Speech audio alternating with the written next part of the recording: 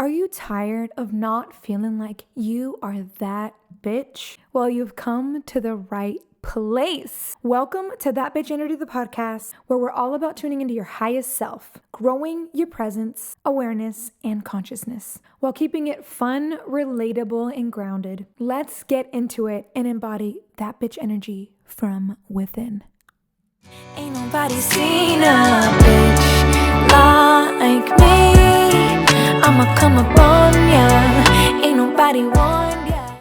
Welcome back to another episode of That Bitch Energy, the podcast. I'm your host, Bianca, and I'm so excited to get into this next episode with you. This episode is all about how when somebody hurts you, it is not your job to make them feel better for hurting you. Let's get into it. I want to ask you guys a question.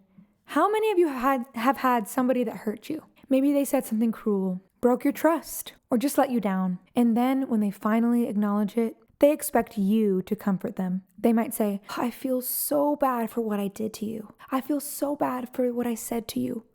I feel so bad for hurting you. How will you ever forgive me?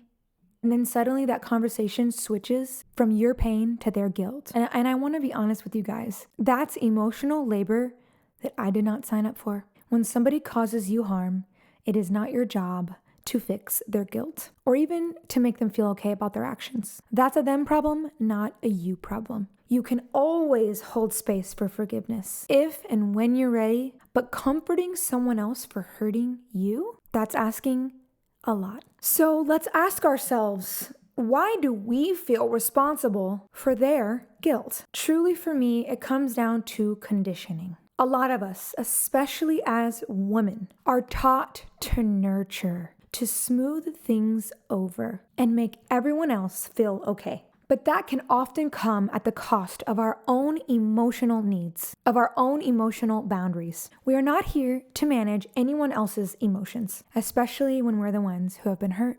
And in my case, I charge for that, baby. I charge to help someone with their emotions. If we just jump in to comfort someone who's apologizing, we're actually bypassing our own feelings and our own needs. And I want you to know that your feelings are valid. You don't have to rush to forgiveness to make it easier for them to handle their guilt. So let's talk about how we can set boundaries in these instances, if it's you. If this is you. I want to be honest, this is not about being cold. This is not about being harsh. It's about recognizing where your responsibility ends and theirs begins. Here's a mantra that will be good to use in this case. I can acknowledge your apology, but I don't need to absolve your guilt. I can acknowledge your apology, but I don't need to absolve your guilt. It's okay to say, thank you for apologizing, but I just need some time to process this. Or, I'm glad you're reflecting on this, but I need space right now. This way, you are standing in your truth without taking on the burden of fixing their guilt or emotions. It's loving both you and them because you're giving them the opportunity to truly sit with their feelings and grow from this experience. And I don't know if you know by now, but I am a certified embodiment coach. So I love to bring embodiment into everything in my life, every aspect. When you're faced with a situation like this, try this. Close your eyes, take a deep breath, and place one hand on your heart and the other on your belly. And say to yourself, it is not my job to fix their feelings. My only job is to honor mine. And notice how that feels in your body. Do you feel lighter, stronger? And repeat this as often as you need, because breaking free from this emotional labor trap is a practice, and it gets stronger and stronger as you work on it. And, if we talk about an instance where I have been in this scenario, nothing's really coming up for me at this time, but it could be as small as a friend snapping or having okay, I can think of a moment. When I used to work at a place years ago, I had somebody where I came in and I was like, hi, good morning, how are you? And they were actually in a big rush all morning. They had no space to breathe, no space to think, just rush, go, go, go. Mind you, I've been there too. I've been this person. I've been on the other end.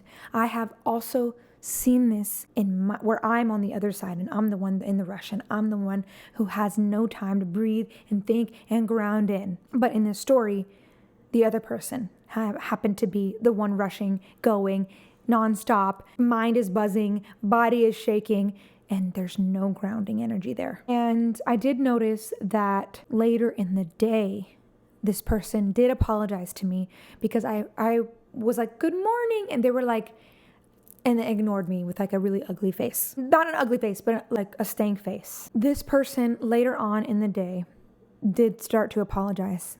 And when they apologized, they talked about how bad they felt and that they could see how sweet I was being. And it turned into me saying, it's okay, it's all right. I've been there before. Now, I know it sounds so small. How can that be harmful? How can that be bad? Well, I didn't give myself the space to say that was hurtful. I didn't give them the opportunity to sit and reflect on how maybe that's affecting the people around them when they are constantly in a rush go and how they treat others in those moments. I took away that experience. I just took away that moment for both of us, for me to stand in my feelings and my emotional needs and for them to reflect on it. And now I know that. And each time I go through this experience, I can now practice at remembering it is not my job, and I get to put my boundaries up to give everyone the opportunity to grow. So to anyone listening here who has been in this scenario, I want to say, go try the practice. Tell me in the comments, DMs on my Instagram, how this episode might have changed how you respond to moments like these. And if you know anyone that might need this and you notice they are constantly in nurture but not nurturing themselves, share this episode.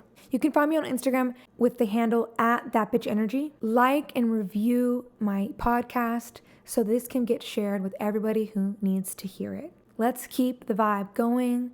Let's spread the love. Let's spread that bitch energy to all. Thank you for listening, and I can't wait to see you in the next one. Ain't nobody seen a bitch like me. I'ma come up on ya. Ain't nobody want